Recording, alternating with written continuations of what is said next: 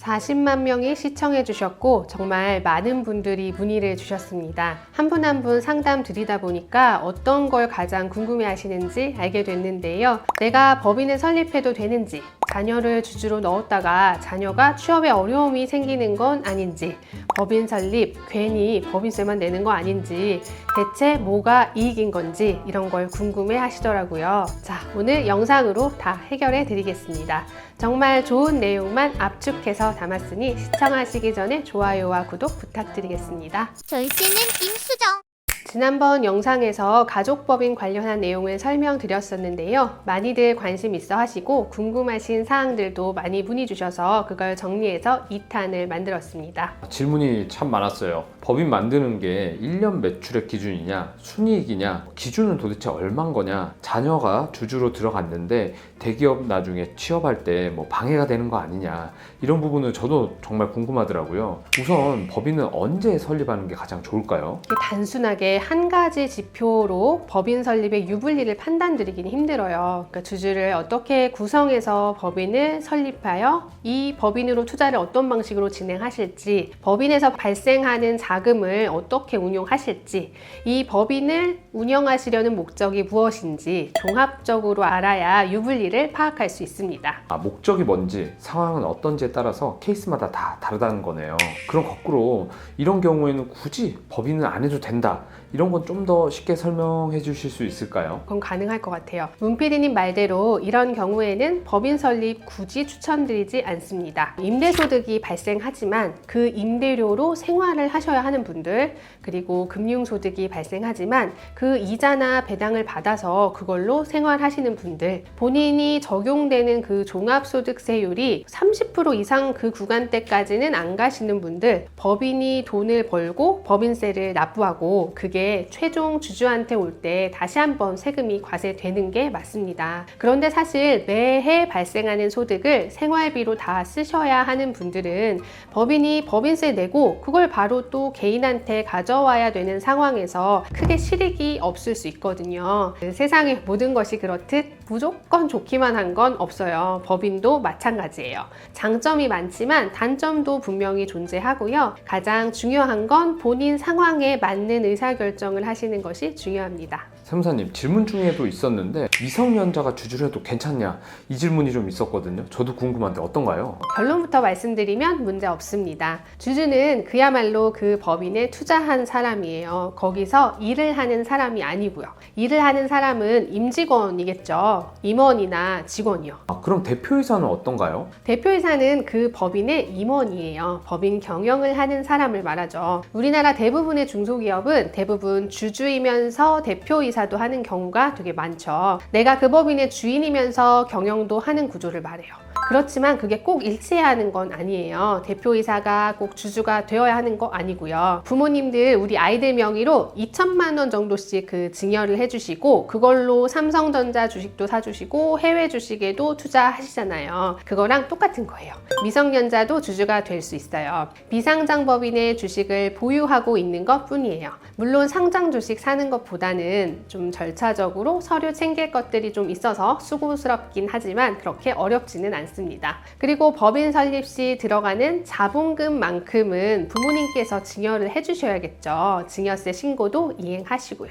미성년자도 삼성전자 주식 살 수 있는 것처럼 비상장 주식 보유도 같은 개념이라고 생각하니까 이건 바로 이해가 되네요. 또 있는데요. 오늘은 질문이 진짜 많습니다. 제가 만약에 A법인의 주주예요. 근데 또 B법인을 설립을 해가지고 여기 법인의 주주가 돼도 괜찮나요? 네, 문 PD님 삼성전자 주식 가지고 있으면 LG전자 주식 못 사나요? 그거 아니잖아요. 비상장 법인의 주식도 마찬가지로 내가 A법인의 주식을 가지고 있으면서 B법인, C법인 주식을 소유하는 건 아무 문제가 되지 않아요. 그래서 필요에 따라서는 법인을 꼭 한 개만 운영하는 게 아니라 여러 개 설립해서 운영하시는 분들도 많이 계시죠. 그리고 자녀가 비상장 법인의 주주로 되어 있는데 대기업 취업해도 되느냐는 질문도 있었는데요. 일반적으로 회사 취업 규칙에는 겸업금지 조항이 있습니다. 주주이면서 임원인 경우에는 취업에 지장이 있을 수 있지만 임직원이 아닌 그저 주주인 경우에는 취업하는데 아무런 지장이 없습니다.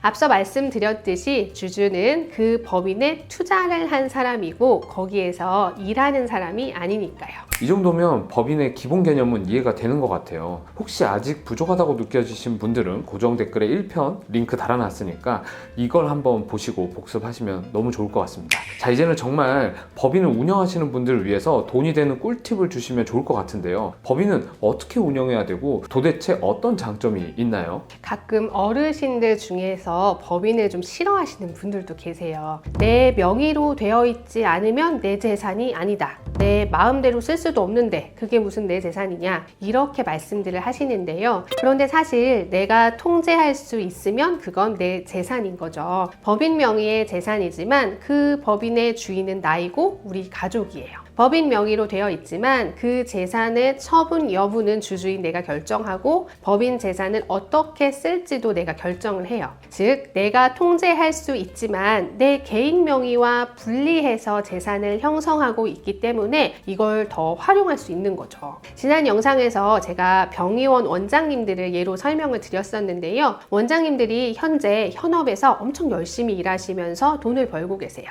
그런데 언젠간 은퇴도 생각하시잖아요. 개개인에 따라 은퇴를 생각하시는 나이는 다르시겠지만 예를 들어 내가 한 60세 혹은 70세까지는 진료를 할 거고 그 이후엔 내가 쉬면서도 노후를 잘 보낼 수 있게 현금 흐름을 만들어 놓아야겠다, 이런 계획들 세우실 텐데요. 지금 소득이 많이 발생하니까 생활비 외에 여유 자금은 법인에 쌓아두시고 법인으로 투자하시고 자산을 축적하셔서 나의 은퇴 이후의 소득을 만들어 두시는 거예요. 노동소득과 자본소득을 분리해서 운용하시는 거죠. 우리가 돈을 벌면 일부는 쓰고 일부는 저축을 하고 그 종잣돈으로 투자를 해요. 그런데 소비든 저축이든 내가 번 돈에서 세금 다 내고 남은 자금으로 하는 거잖아요. 그 모든 걸 다 내 개인 명의로 하면 세금이 너무 많아서 가처분 소득이 줄어드니까 법인을 하나 만들어서 명의를 분산하는 거예요. 법인으로 투자를 하면 낮은 법인세만 납부를 하고 나머지 자금으로 투자를 할 수 있으니까 투자를 할 수 있는 재원이 더 많아지는 거잖아요. 그렇게 투자를 잘 해서 법인을 부자로 만든 다음에 내 노후에 내가 쓸 만큼만 소득세를 내고 가져오는 거예요. 얼마나 든든해요. 이런 분들이 쓰시면 진짜 좋을 것 같아요. 지금 내 소득이 너무 많아서 세금을 과하게 낼 것 같은 분들, 이분들은 법인을 만드셔서 그걸 분리하고 그 돈으로 또 재투자도 하시고 노후를 준비하시는 게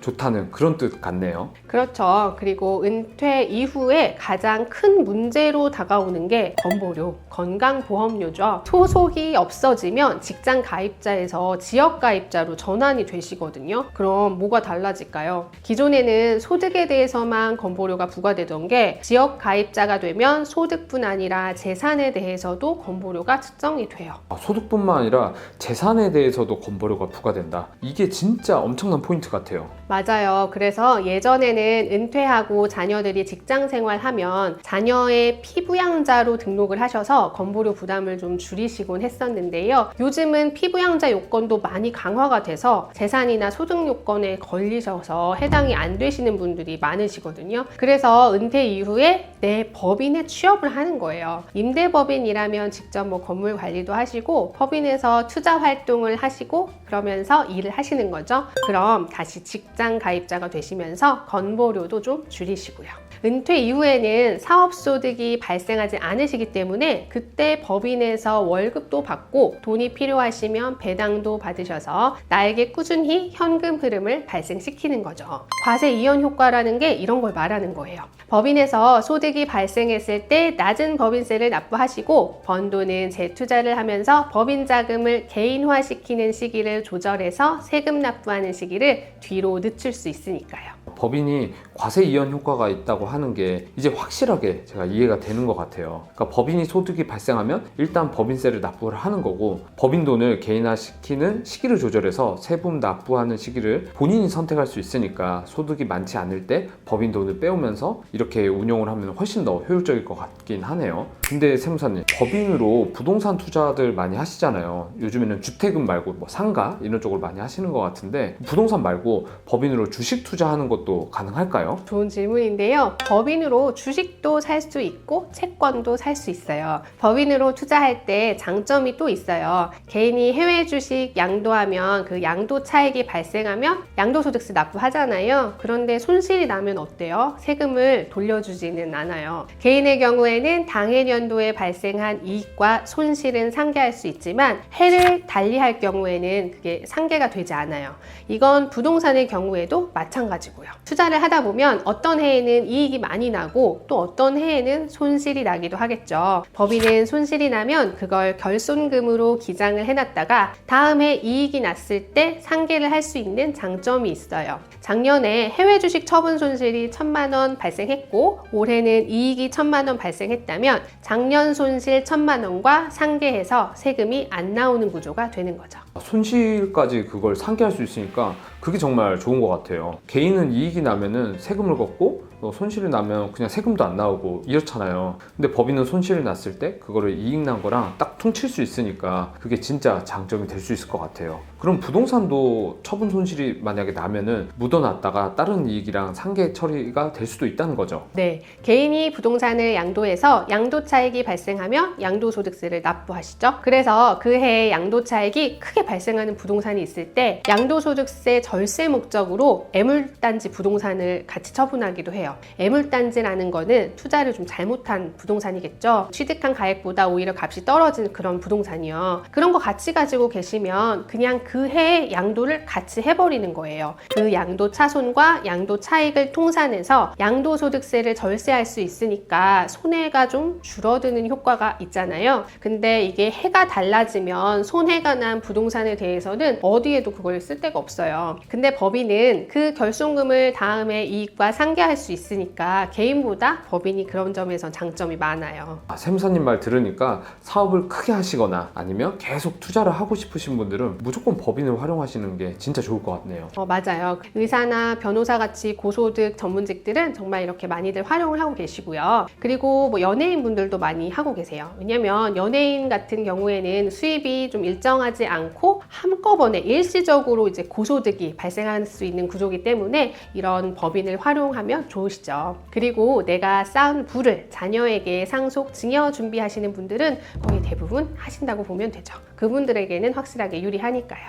그리고 이건 법인과는 상관이 없지만 또 하나 말씀드리고 싶은 내용이 생각나서 설명드릴게요. 개인의 과세기간은 무조건 그 해의 1월 1일부터 12월 31일까지가 한 과세연도예요. 그래서 1년에 2건 이상의 부동산을 양도하시면 양도소득세가 많이 나와요. 양도소득세 신고 납부 기한이 양도일이 속하는 달의 말일부터 2개월 내에 신고 납부하게 되어 있어서 이걸 다 이제 이행하고 나면 다 끝났다고 생각들 하시거든요. 그리고 다른 물건을 또 양도하시면 그건 별건으로 생각하세요. 그런데 그건 양도소득세 예정 신고를 한 거고 같은 해에 다른 걸 또 양도하시면 그 두 건을 합산해서 양도소득세를 확정 신고 납부할 의무가 있습니다. 양도소득세율은 아시다시피 그게 누진세율 구조이기 때문에 두 건의 양도 차익을 합산하면 당연히 세금이 더 많이 나오는 구조예요. 지금 딱 생각이 나는 게 있는데요. 이거는 법인 관련된 건 아니고 정말 좀 중요한 건데 많은 분들이 잘 모르시더라고요. 그래서 끝까지 시청해주신 우리 국세청 아는형 구독자분들에게 정말 도움이 될 팁을 하나 드리고 싶어요. 항상 좋은 정보만 드리는 임수정 세무사 되겠습니다. 작년 10월경에 70대 부부가 상속 대비한 증여 방안 등을 상담하러 오셨어요. 재산 보유 현황하고 계획 등을 쭉 제가 듣는데 부동산 비중이 너무 과다해서 부동산을 이렇게 정리하시는 중이셨거든요. 상반기에 상가 건물을 이미 하나 양도를 하셨고 오래된 빌라를 소유하고 있는데 그걸 매물로 내놓으신 지 되게 오래되셨대요. 그래도 보러 오는 사람이 없어서 못 팔고 있다가 이번에 이제 매수 의사가 있으신 분이 오셔서 가계약을 한 상태로 이제 저한테 상담을 오셨어요. 두 건 다 되게 오랫동안 보유를 하고 계셔서 양도차익이 좀 상당했었고 양도소득세가 많이 나오는 상황이었어요. 연말쯤 잔금을 치르고 그 자금으로 증여를 할 계획이라고 말씀해 주셨어요. 근데 저는 딱 듣는데 다행이다 이런 생각이 들었죠. 아직 가계약 상태였으니까요. 양도 시기는 잔금일이잖아요. 그 잔금일을 12월 말로 하느냐 1월 초로 하느냐에 따라서 양도소득세가 5천만 원 이상 차이가 났었거든요. 근데 그 부분을 전혀 인지하고 계시지 않으셨어요. 상반기에 양도한 건과 지금 양도하려는 빌라 그거를 합산해서 신고를 해야 된다는 사실을 아무도 안 알려주셨대요. 근데 그걸 어떻게 하냐고 이렇게 물으시더라고요. 진짜 여기서 안 들었으면 큰일 날 뻔했다고 하시면서 너무 다행이라고 그렇게 하고 가셨었어요. 간단하게 잔금 일정만 조정해서 세금을 5천만 원 이상 아끼신 거네요. 그분은 진짜 좋으셨을 것 같은데요. 그쵸. 일반적으로 개인이 살면서 부동산을 양도할 일이 자주 있지는 않잖아요. 한 해에 뭐 2건 이상을 양도하는 일이 흔한 일은 아니니까요. 그래서 많이들 모르고 계시더라고요. 우리 구독자분들은 기억하셨다가 이런 일 있을 때 꼭 절세하셨으면 좋겠습니다. 양도 차익이 나는 부동산을 짧은 기간 내에 양도할 일이 있으면 잔금 시기를 조절해서 한 채는 그 해를 넘겨라, 혹은 반대로 양도 차익이 많이 나는 부동산을 양도할 때는 절세 목적으로 손실이 예상되는 물건을 같은 해에 처분해서 절세 목적으로 활용하시면 좋을 것 같습니다. 절세는 임수정. 샘사님께서 법인에 관련돼서 좋은 영상을 이렇게 연달아 만들어 주셨는데요. 너무 최고였습니다. 일부 보시고 궁금하신 분들 많았을 거예요. 그래서 아마 질문도 많이 주셨을 텐데 오늘 영상으로 그게 정말 많이 해결되셨을 거예요. 유익했던 오늘 영상도 간단하게 정리 부탁드리겠습니다. 오늘의 결론 첫 번째, 법인에서 발생하는 소득을 전부 생활비로 쓰셔야 한다 이러신 분들은 법인 운영에 실익이 크지 않아요. 법인 설립 한 번 더 고려해 보세요. 두 번째, 미성년자도 주주가 될 수 있고 주주로 등재된 자녀가 다른 회사에 취업하는 것도 아무런 문제가 없습니다. 또한 한 개의 법인이 아닌 여러 회사의 주주가 되는 것도 법적으로 아무 문제가 없습니다. 세 번째, 법인으로 부동산이든 주식이든 투자 손실이 났다면 다음에 이익이 났을 때 상계 처리가 가능하다는 사실 기억해 주세요. 더불어 개인이 보유하고 있는 부동산을 양도할 때 양도 차익이 많이 나는 부동산 양도할 때는 손실이 나는 부동산을 그걸 같은 해에 처분해서 양도소득세를 절세하는 방법도 알아두시고, 양도 차익이 나는 부동산 두 채를 단기간 내에 양도하실 때는 나중에 파는 부동산 잔금일을 다음 연도로 좀 조정을 하셔서 양도소득세를 절세하시기 바랍니다. 법인 관련한 질문이 많으셔서 그걸 좀 해결해 드리기 위해서 영상 만들어 봤고, 궁금증 해결되셨다면 좋아요, 구독 눌러주시기 바랍니다. 지금까지 시원시원한 세무 임수정 세무사였습니다.